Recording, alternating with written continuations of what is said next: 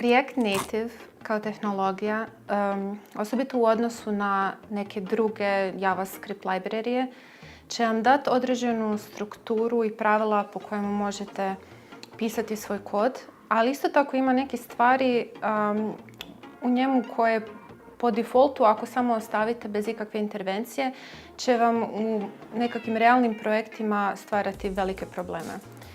Jedan od ovih primjera toga je korištenje relativnih putanja pri importu JavaScript modula i komponenti, jer te putanje izgledaju kao brdo točkica i slasheva koje zapravo označavaju to putovanje kroz foldere da bi došli do našeg fajla.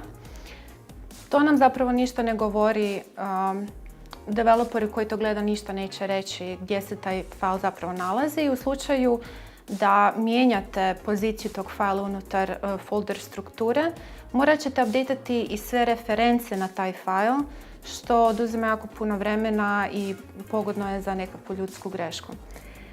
Rješenje za to je korištenje apsolutnih putanja, kod kojih se na taj fajl referenciramo uvijek iz početnog foldera. Ali čak i takva putanja sadrži višak informacija o svim tim folderima kroz koje prolazimo da bi došli do fajla i može isto tako ovisiti o nekakvom environmentu koji je naš projekt smješten, a to može isto tako se mijenjati od developera do developera.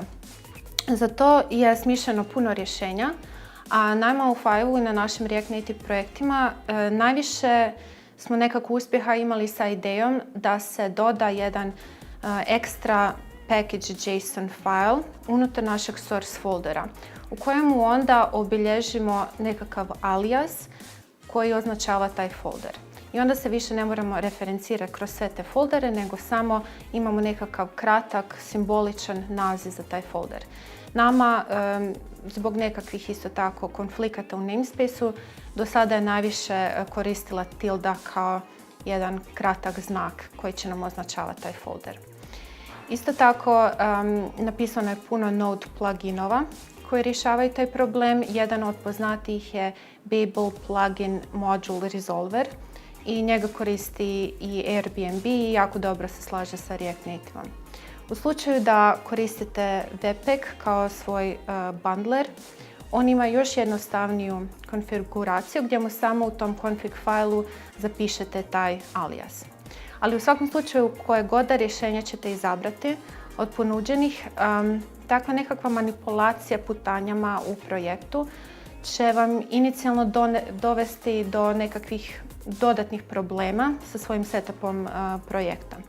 Mi moramo sada našim svim sustavima koji nam pomažu pri developmentu projekta, na primjer linteru ili IDE-u ili test engine-u, moramo objasniti da mi sad koristimo taj jedan sustav putanja koji je drugačiji od uobičajenog. Tako smo mi u našem primjeru, mi smo koristili package.json rješenje. Mi smo morali dodati još jedan ESLint plugin kako bi stvar funkcionirala i Visual Studio Code smo u JS-config.json morali zapisati par linija konfiguracijskog koda kako bi on sada prepoznao te nove odnose među failovima.